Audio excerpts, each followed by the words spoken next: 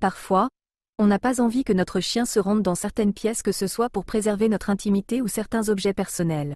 Dans cette vidéo, je vais vous montrer comment faire pour qu'il n'entre plus dans les pièces que vous souhaitez interdire. Ah, au fait, si vous souhaitez donner une éducation parfaite à votre chien ou régler des troubles du comportement, je vous recommande le programme d'éducation de Caroline Lange. Il vous permettra d'obtenir vos premiers résultats dès les 2 premières semaines. Retrouvez le programme dans la description.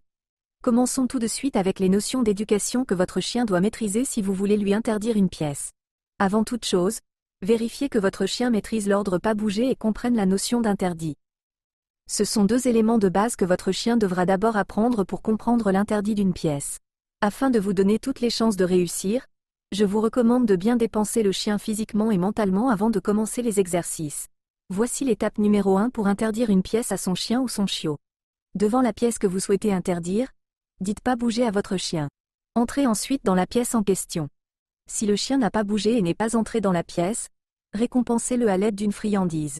Répétez ce processus de nombreuses fois pour que le chien soit conditionné à être arrêté à l'entrée de cette pièce. Pendant tout le processus d'apprentissage, votre chien ne doit pas pénétrer la pièce. Quand vous vous absentez et que votre chien a accès à la pièce pour une raison X ou Y, évitez d'être mis en situation d'échec et prévoyez par exemple une mini-barrière de sécurité à mettre à l'entrée. Enlevez la barrière lorsque vous reviendrez et recommencez à travailler. Je vous mettrai un lien vers une barrière qui fait l'affaire dans la description. La deuxième étape est de faire comprendre précisément à votre chien ce qui est interdit. Pour cela, mettez-vous à l'exacte entrée de la pièce avec le chien. Sans rien dire, poussez-le à la faute en dirigeant la friandise légèrement à l'intérieur de la pièce. Dès que le chien glissera une patte dans la pièce à interdire, dites-lui l'ordre non pour qu'il retire immédiatement cette patte. Récompensez-le ensuite. Répétez ce processus des dizaines de fois jusqu'à ce que le chien comprenne et qu'il ne fasse plus d'erreur. Même si le chien se trompe au début en glissant une patte dans la pièce, récompensez-le lorsqu'il la retire en obéissant à votre « non ». L'important est qu'au final, il ait fait ce que vous vouliez en restant à l'extérieur de la pièce. Si votre chien ne part pas à la faute, récompensez-le également. La troisième étape est de lui faire résister à la tentation. Vous avez déjà fait le plus difficile. Le chien maîtrise le pas bouger et la notion d'interdit. Il a normalement compris qu'il ne doit pas entrer dans cette pièce. Pour aller plus loin et vous assurer qu'il a tout assimilé, prenez son jouet favori, dites-lui de ne pas bouger et lancez le jouet dans la pièce. Si votre chien ne va pas le chercher, l'exercice est réussi.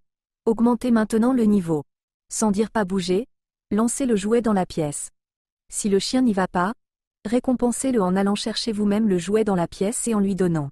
Bien sûr, ne récompensez pas le chien en l'autorisant à aller chercher le jouet à l'intérieur de la pièce.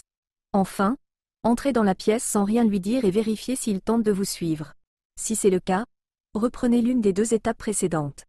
À chaque fois que le chien partira à la faute, dites non et récompensez le fait qu'il soit resté à l'extérieur de la pièce, même après un non. Parlons maintenant des erreurs à ne pas faire quand on lui interdit une pièce. Évitez les gestes et les mouvements brutaux. Par exemple, le fait de saisir le chien par le cou et de le mettre à l'extérieur de la pièce est à proscrire. C'est le genre de choses qui casse la relation maître-chien et détruit l'image positive que vous avez peut-être à ses yeux. Deuxième erreur fréquente, ne commencez pas ces exercices sans avoir appris l'ordre pas bouger et la notion d'interdit à votre chien. Il n'est pas possible de lui interdire correctement une pièce sans ça. Troisième erreur. Manquer de cohérence. Si vous décidez de lui interdire une pièce, faites-le continuellement et pas seulement de temps en temps. Vous devez surveiller qu'il n'entre pas dans cette pièce en votre absence pour ne pas casser le travail que vous avez accompli pour la lui interdire. Gardez en tête que lui interdire une pièce très fréquentée peut devenir quelque chose de difficile à gérer au final et qu'il faudra assumer cette interdiction grâce à un contrôle efficace.